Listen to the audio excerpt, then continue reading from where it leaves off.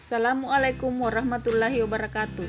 Perkenalkan, nama saya Asriani Muhdar, jurusan S1 Kebidanan Universitas Mega Buana Palopo. Pada kesempatan ini saya akan mempresentasikan tugas dari mata kuliah Praktik Profesional Kebidanan, yaitu Inteligensi Emosional dalam Praktik Kebidanan. Adapun dari pengertian inteligensi atau kecerdasan adalah suatu kemampuan untuk memecahkan masalah, kemampuan dalam berpikir belajar, memproses sesuatu dan menyesuaikan diri pada lingkungan. Dasar kemampuan dalam teori kecerdasan emosi. Kecerdasan emosional adalah kemampuan diri untuk mengenal emosi diri sendiri, emosi orang lain, memotivasi diri sendiri, dan mengelola dengan baik emosi pada diri sendiri dalam berhubungan dengan orang lain. Sedangkan emosi adalah perasaan yang dialami individu sebagai reaksi terhadap rangsang yang berasal dari dirinya sendiri maupun dari orang lain. Kecerdasan emosional mengajarkan tentang integritas, kejujuran, komitmen, visi, kreativitas, ketahanan mental, kebijakan, dan penguasaan diri. Adapun 5 kecerdasan emosional, Goleman mengungkapkan 5 kecerdasan emosional yang dapat menjadi pedoman pada individu untuk mencapai kesuksesan dalam kehidupan sehari-hari adalah: pertama, kesadaran diri; kedua, pengendalian diri; ketiga, memotivasi diri; 4, empati; dan kelima, kemampuan sosial.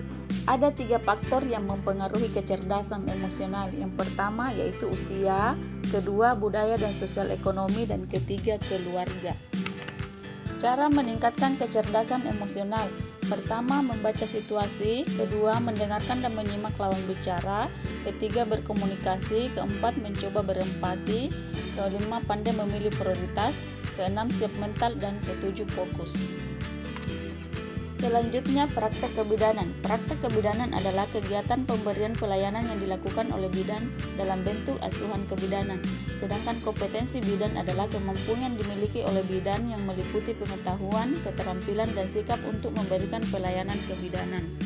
Selanjutnya, budaya kebidanan. Kebudayaan adalah suatu sistem gagasan, tindakan, hasil karya manusia yang diperoleh dengan cara belajar dalam kehidupan masyarakat. Sedangkan budaya adalah norma atau aturan tindakan dari anggota kelompok yang dipelajari dari dibagi serta memberi petunjuk dalam berpikir, bertindak, dan mengambil keputusan.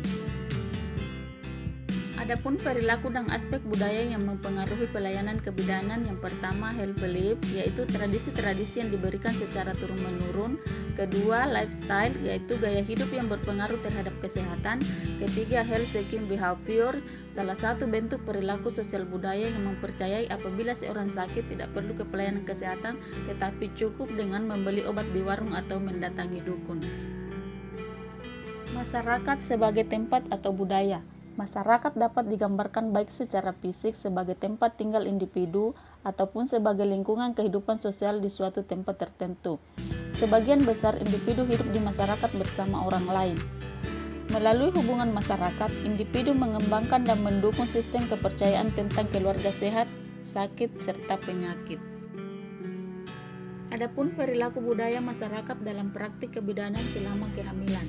Perilaku budaya masyarakat pada masa kehamilan, misalnya usaha yang harus dilakukan untuk mengupayakan keselamatan bagi janin dalam proses menjadi bayi hingga saat kelahiran, misalnya upacara 7 bulanan.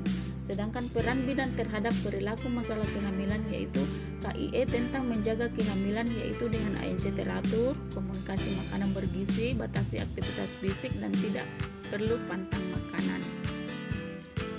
Dan perilaku budaya masyarakat dalam praktik kebidanan selama persalinan.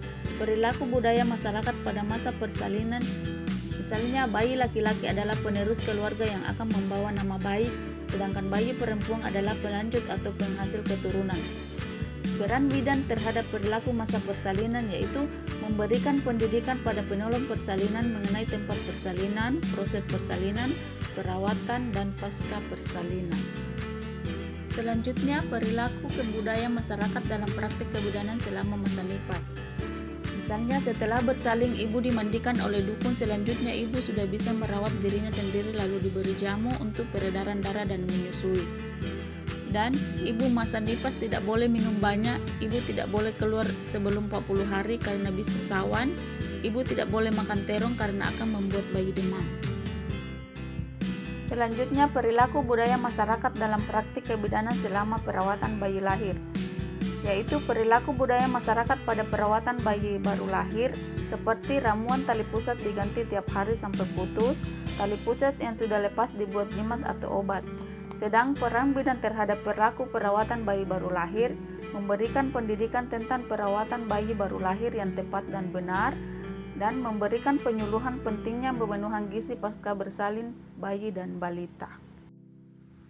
Terima kasih, sekian dari presentasi saya. Wassalamualaikum warahmatullahi wabarakatuh.